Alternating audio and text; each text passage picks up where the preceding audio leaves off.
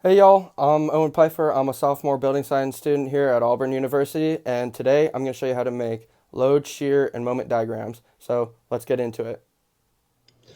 Alright y'all, so to begin this video, we're going to start with a question in the form of a load diagram, which is usually how these questions come. So let me draw this real quick.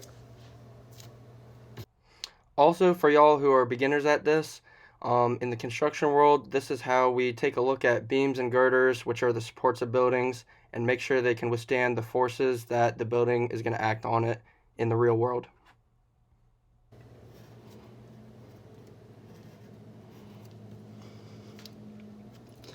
All right, so we have a beam here with 2 point loads, a 10 kip load here and a 10 kip load here, and our beam is 15 feet long. So our point loads are 5 feet apart from each other and 5 feet from the edges. So it's divided up quite evenly. All right, so let's find our support reactions. We'll start with our reaction for B. So since this is a downward force of 10 kips, we do negative 10. Since it is 5 feet over, we multiply it times 5. Another negative 10, so we'll just write a negative there, 10. And then since it's 10 feet from A, we multiply by 10. And then plus our reaction for B, which is going to be going up. That's why we put a plus. Reaction for B. You can denote this as anything you want. I just usually do reaction B or reaction A or whatever the problem says to do. And it's 15 feet. Write that all equal to 0. Negative 10 times 5 is negative 50 minus 100 plus RB times 15 equals 0. So what I do here is I kind of do 2 steps at once. I go combine that into a negative 150, and I'll move that to the other side. So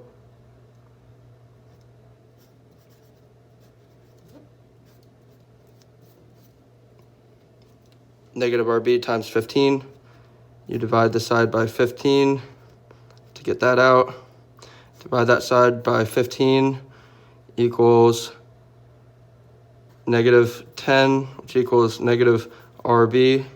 And you can just cancel out these negatives. RB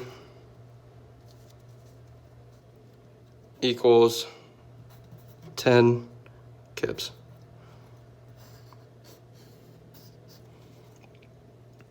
And then our reaction for A will also be 10 kips because it's on the other side and it mirrors it. So now that we found our support reactions, let's start with the shear diagram. So what we can do is for this beam, we kind of just want to follow it down with dotted lines. So you can imagine dotted lines like that. Right there, right here, right there because of the point loads, and right here. So I'll get that drawn for us.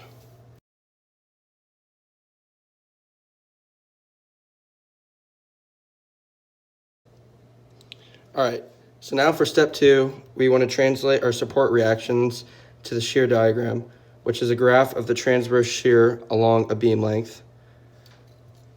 And our shear forces are going to show us what is applied to a perpendicular surface, which is basically what a shear force is.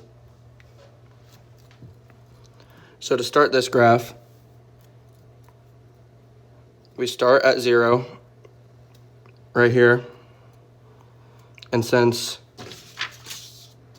we have a 10 kip force going up immediately, we start that right here. So we'll go up 10 kips right here. And then we'll go over 5 feet because that's where our next point load is.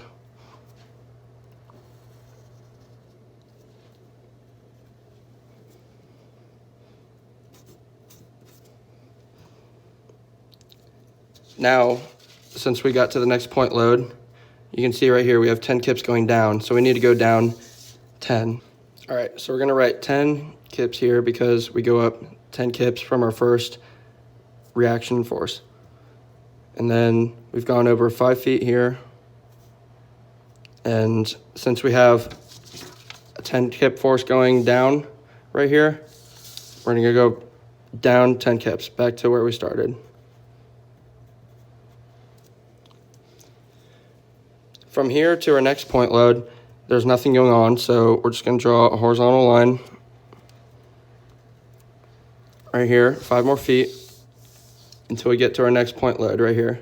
And then we go down 10 more. One is 10 kips. And then we're going back over 5 more feet. And then we have a 10 kip force going up. So over 5 feet. And then 10 kips going up to right here.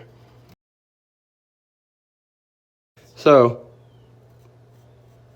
you can see where our 0 is right here. This is a positive area, and this is a negative area. If our shear diagram has rectangular boxes like this, we use a first degree curve for our moment diagram, which is just a straight line. And if these are triangular, which usually come from uniform loads, it would be like that and make a triangle. And then for our moment diagram, we would use curves to show a gradual change. But since these are point loads, they're immediate. So this is what this graph looks like. And what we need to do next is, I'll write 5 feet here, just so you know how far we've gone each time. And we need to find the area of here. So length times width, 5 times 10, this is 50 kip area. Positive. And this is a negative 50 kip area. So we'll do our next diagram right here, denoted as M for moment. And this graph does not go below our 0 line. So we need to translate what we know to the moment diagram, which is a graph of the bending moment along a beam length. And we're going to use the area from these to do it. So we're going to go up 50 diagonally.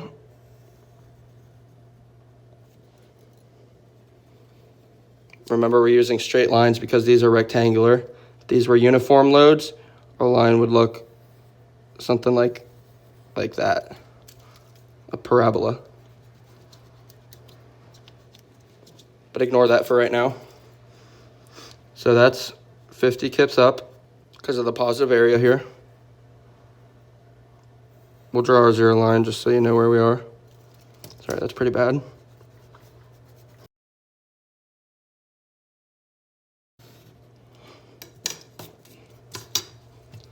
$50 kips up. Remember, that's positive.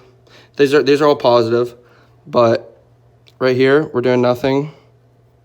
So we're just gonna go horizontal over 5 more feet. And then since this is negative 50, we need to go back down gradually. So like this.